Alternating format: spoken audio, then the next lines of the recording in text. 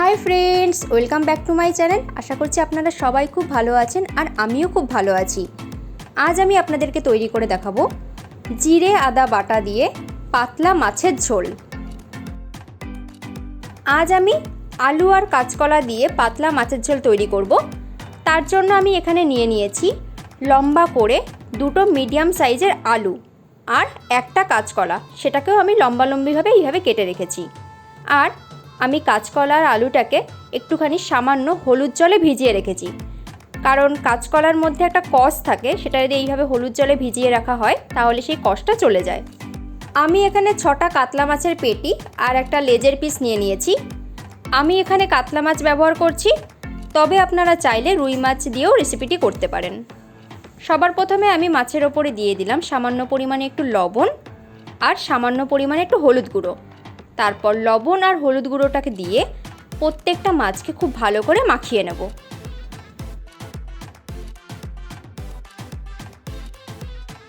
মাছটা আমার ভালো করে লবণ হলুদ দিয়ে মাখানো হয়ে গেছে। এবারে আমি একটা মশলা পেস্ট করে নেব। তার জন্য শিলের ওপরে আমি নিয়েছি 1 টিস্পুন জিরে, 1 ইঞ্চি আদা, 2টো কাঁচা লঙ্কা আর একটা শুকনো লঙ্কা।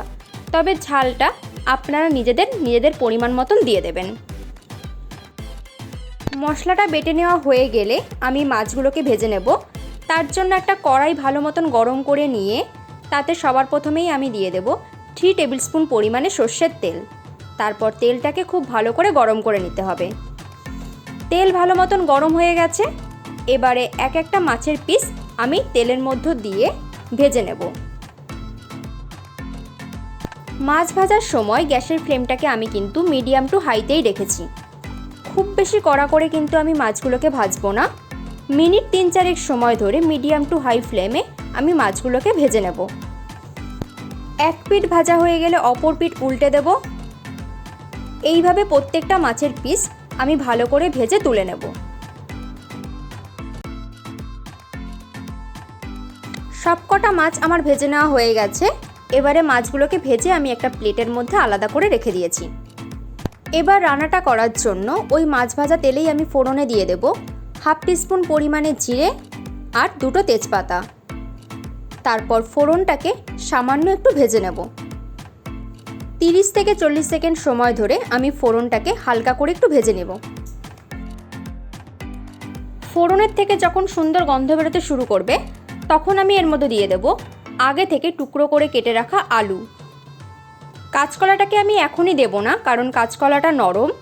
আমি যদি এখনই কাঁচকলাটা দিই তাহলে কিন্তু কাঁচকলাটা বেশি গলে যাবে। আলুটা ভাজতে ভাজতেই আমি এর মধ্যে দিয়ে দেব 1 টিস্পুন পরিমাণে লবণ। তারপর লবণটা দিয়েও গ্যাসের ফ্লেমটাকে হাইতে রেখে মিনিট 3-4 সময় ধরে আমি আলুটাকে সামান্য একটু ভেজে নেব।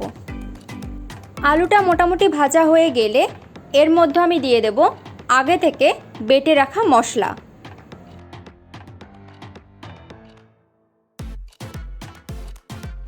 এইবার গ্যাসের ফ্লেমটাকে লো টু মিডিয়ামে করে দিয়ে আলুর সঙ্গে মশলাটাকে ভালো করে কষিয়ে নিতে হবে মিনিট 2-3 সময়।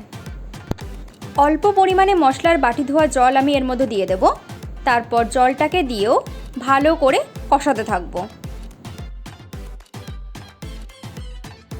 আলু দিয়ে মশলাটা ভালো করে কষিয়ে নেওয়া হয়ে গেলে এর মধ্যে দিয়ে দেব আগে থেকে লম্বালম্বি করে কেটে রাখা কাঁচকলা। তারপর কাঁচকলাটাকে দিয়েও ভালো করে মশলার সঙ্গে নাড়িয়ে চাড়িয়ে কষিয়ে নেব।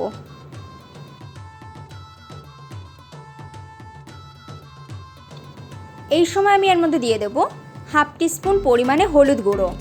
তারপর হলুদ গুঁড়োটাকে দিয়েও ভালো করে মিশিয়ে নেব।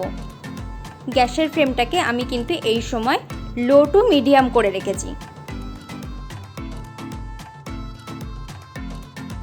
সামান্য পরিমাণে একটু উষ্ণ গরম জল এর মধ্যে দিয়ে দিলাম। তারপর আবারও আলু আর কাঁচকলাটাকে দিয়ে মশলাটার সঙ্গে ভালো করে মিশিয়ে নেব। গ্যাসের ফ্লেমটাকে এই সময় মিডিয়ামে রেখেছি।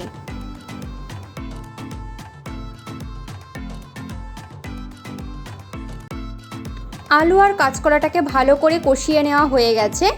এবারে আমি এর মধ্যে দিয়ে দেব 3 কাপ পরিমাণ উষ্ণ গরম জল। তবে ঝোলটা আপনারা নিজেদের পরিমাণ মতন দেবেন।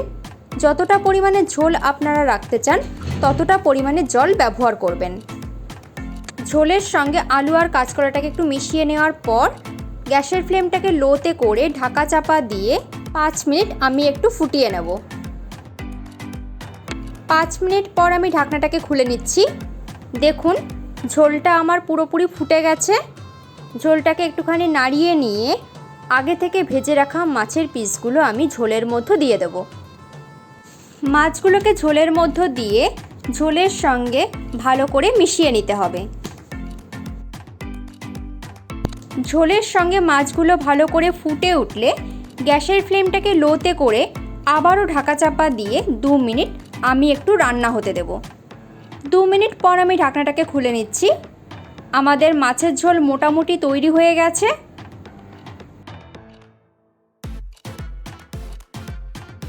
এবারে সবশেষে নামানোর আগে আমি এর মধ্যে দিয়ে দেব 1 টিস্পুন ভাজা মশলা। আমি ধনে, জিরে, শুকনো লঙ্কা আর তেজপাতা শুকনো খোলায় ভেজে নিয়ে ডাস্ট করে নিয়েছি। সেই ভাজা মশলাটাই আমি এর মধ্যে দিয়ে দিলাম। এই ভাজা মশলা ব্যবহার করলে কিন্তু যে কোনো রান্নার টেস্টই দ্বিগুণ বেড়ে যায়। তৈরি হয়ে গেল আমাদের আলু কাঁচকলা দিয়ে পাতলা মাছের ঝোল। আমার দেখানো রেসিপি যদি আপনাদের ভালো লেগে থাকে তাহলে ভিডিওগুলোকে লাইক, শেয়ার, কমেন্ট করবেন। আর আমার চ্যানেলে নতুন হলে চ্যানেলটা সাবস্ক্রাইব করে নেওয়ার অনুরোধ রইল। পাশে থাকা বেল বাটনটি অবশ্যই প্রেস করে দেবেন, কারণ আমি চ্যানেলে যখনই নতুন কোনো রেসিপি দেব তাহলে আপনাদের কাছে খুব তাড়াতাড়ি নোটিফিকেশান পৌঁছে যাবে। চলুন তাহলে আজ এই পর্যন্তই। আবারও হাজির হব নতুন কোনো রেসিপি নিয়ে। ভালো থাকবেন, সুস্থ থাকবেন। ধন্যবাদ।